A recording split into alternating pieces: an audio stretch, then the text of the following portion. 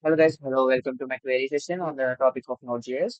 In this section, I'm going to answer these all eight questions. The first question is, what is Node.js and how does it differ from other server-side technology like Apache and PHP? As you all know that Node.js is a runtime environment that allows you to run JavaScript on server-side. I mean, it's built on V8 JavaScript runtime engine from Go. That's it. And not just different from other server-side technology. Why? Because it is works asynchronous, right? And remaining PHP and Apache, see in which uh, programs run synchronously, right? Everything will be run step by step. But in Node.js, they are asynchronous in this. So this is the main difference between Node.js and the both Apache and PHP. The second question is, what is a callback function in Node.js and they why are they commonly used in asynchronous programming? And the answer is a callback function is a function in a function. It is a actually callback function is as a function that is passed in which this the function is passed an argument in another function. So what does it mean? They are commonly using what does it mean? Whenever uh, work of one function completed, then it calls another function to do that work, to do its work, right? Uh, it's allowed to the work function also allow you to define what should happen after an asynchronous operation completes, right? So this is what about callback function. I think callback function, which the function is passed as an argument in another function.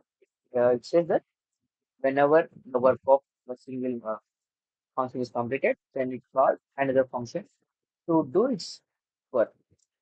Then coming to the third question, what is the purpose of what is the purpose of the package JSON file in Node project? Can you explain the key properties of the file? What is this? So in which every point within it which contains package or JSON, what does it mean? Means it contains all the dependencies, all the what are the modules, what are the packages we are using in the project. That will be in this backwards dot JSON. Um, it is like a man test. Like whenever we are opening the books, we are getting in display, right? Likewise, whatever the requirements that are required for our project, those are all present in the package or JSON. And some of these keys are name of the package, what is the version we are using, what are the dependencies we are having to our project scripts, and other who are these other of the present project like this. So those are some keys of this package dot JSON. And next question. Explain the difference between require and import statements in Node.js. And when and why would they use one over other? What does it mean? This we all know that import and require are having same function, but definitely we don't know absolutely what is the function of these both and where does it is both get differ in the functions. Uh, Require is used to import means extract the modules other for dynamic means we can I mean mm, if I to whatever the files we need for our project or code, we import it dynamically where this import syntax in essence for use it for static module imports. For example, require loads modules synchronously while import asynchronously. We understand the difference between require and input. Require loads module synchronously, one by one. It loads the another modules into our project synchronously and one by one. But import does it asynchronously. So it has chance to import all the modules at a time. So this is the major. difference between require and uh, input. In the next question, coming to the middleware, is also a function in which we will get the response of the object or request of the object to send any response to the user using object. Are we it is in which we can also use authentication, mainly authentication, everything. So it's also one of the function in which we can contain response and request and bodies like that. So with in this middleware, we can send any response to the user using objects or get any request from the user using these objects.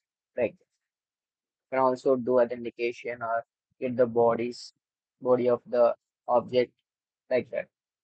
And coming to the next question, what is RESTful API and how can you create one using Node.js and Express.js? Explain the main HTTP methods used in RESTful APIs. So, first of all, try to understand what is the abbreviation of this RESTful API. Stands for Representation Space Transfer Application Programming Interface. Right? It's an architecture style for design network applications and it uses HTTP requests to perform CRUD operations. And this means whenever you want to delete some details of student database or update the student marks or change the any delete the student marks or who passed uh, from past out batch. So whatever we want to do, we can do CRUD operation with this RESTful API, right? And then coming to the seventh question. What is the purpose of Node Package Manager (NPM) and how do you use it to manage dependencies in Node.js? So Node Package Manager is also packages like many packages and that allows developers to easily install and manage shared packages of code. Whenever you want some code instead of writing full code, you can import any other packages like Node packages to me not to write code again and again. So this can be obtained example, or this can be obtained using npm install. This is also a so the packages can be installed through using this command npm install. So this using this npm install command, we can install any packages we want. Then coming to the eighth question, the last question, why is it important to hash passwords in reference? This is the main and important questions. The application is important for security reason. Why? Hashing is mainly for security reason. Whenever the passwords are hashed, they are converted into a fixed set string of characters that represent the original password. So whenever someone enter to your database, they can't store your password.